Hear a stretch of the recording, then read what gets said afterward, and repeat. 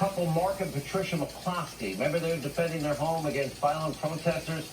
They've now been charged with felony unlawful use of a weapon by Democratic Circuit Attorney Kim Gardner. I recently sat down with the McCloskeys for their side of the story, just to remind you. It was shocking. I mean, the gate came in. Seemingly everybody in the world came forward. Literally, I think the estimate is 300 to 500 people came right towards us. We were preparing to have dinner on the porch, and we were literally maybe 70 feet from the gate. By the time we got our guns, by the time I got my gun, the crowd was maybe 30 or 40 feet from us. All right, Missouri Governor Mike Parson believes the McCloskeys, quote, did what they legally should do to protect themselves, so will he pardon the McCloskeys?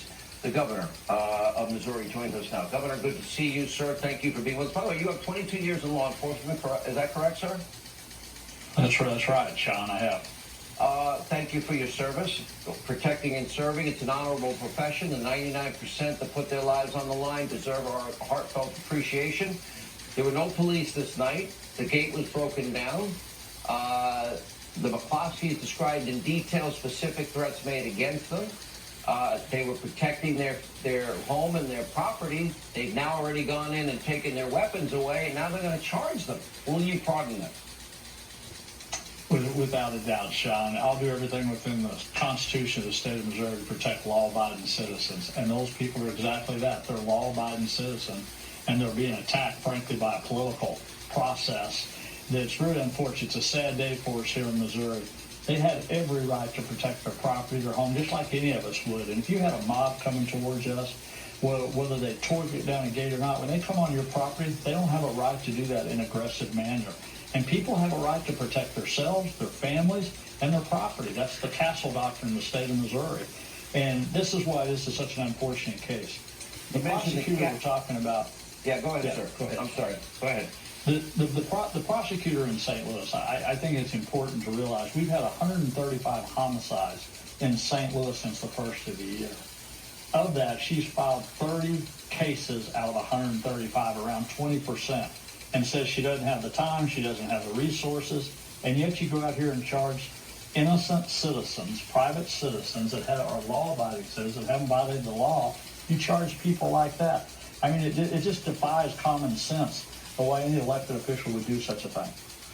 When you combine your experience in law enforcement, and you mentioned the Castle Doctrine, and I'll cite Missouri law that you, by the way, Missouri, and I had cousins from that, Missouri.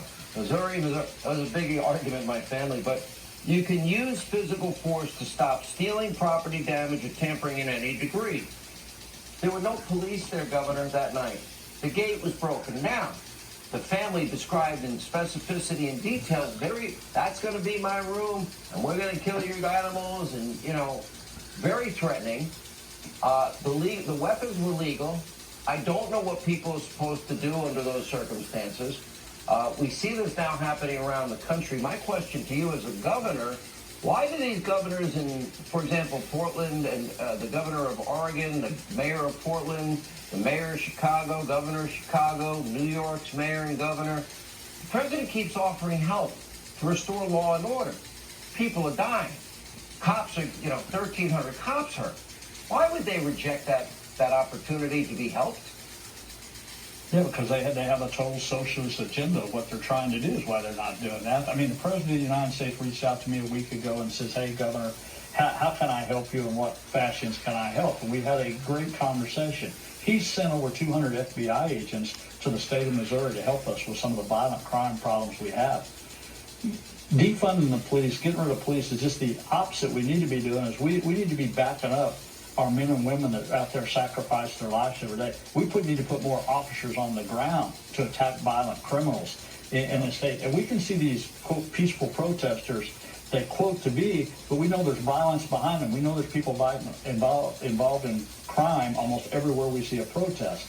And we got to stand up for that. And the president's trying to do that. We governors that understand how important it is, me personally, because I've spent law enforcement for 22 years, I'm going to stand up for these men and women every day that risk their lives for me and all the other Missouri citizens. And when I was going after the deep state and those that abuse their power, I always